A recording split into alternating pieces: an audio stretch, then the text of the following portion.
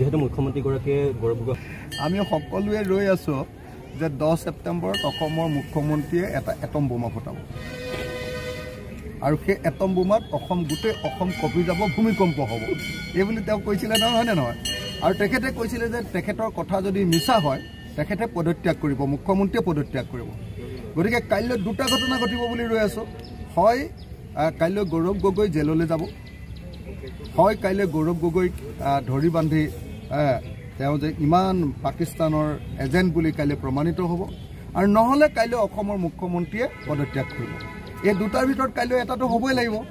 কাৰণ মুখ্যমন্ত্ৰীয়ে নিজৰ মুখেৰে কৈছিলে কথাটো হয়নে নহয় এতিয়া আমি সেইকাৰণে মুখ্যমন্ত্ৰীয়ে বহুতবাৰ কৈছিলে নে নাই কমেও 100 বাৰমান কৈছে হয়নে নহয় কওক গতিকে যদি এজন মুখ্যমন্ত্ৰীয়ে ডেককে মিছা কথা কয় যে তেওঁৰ ওচৰত যিটো বোমা আছে সেইটো এটম বোমা নহয় এইটো ফাকা ফটকা যদি ফাকা ফটকা হয় তেতিয়াতো মুখ্যমন্ত্ৰী একদম মিছলীয়া বুলি কাইলৈ প্ৰমাণিত হ'ব আৰু যদি কাইলৈ মুখ্যমন্ত্ৰীয়ে প্ৰমাণ কৰি দিব পাৰে তেতিয়াহ'লেতো কাইলৈৰ পৰা আৰু অসমত গৌৰৱ গগৈ নাথাকিব আৰু পাকিস্তানৰ লগত সম্পৰ্ক ৰাখিলে পাকিস্তানৰ এজেণ্টগিৰি কৰিলেতো অসমৰ মানুহে কেতিয়াও সহ্য নকৰিব গতিকে কাইলৈ অসমৰ ভাগ্য নিয়ন্ত্ৰণ হ'ব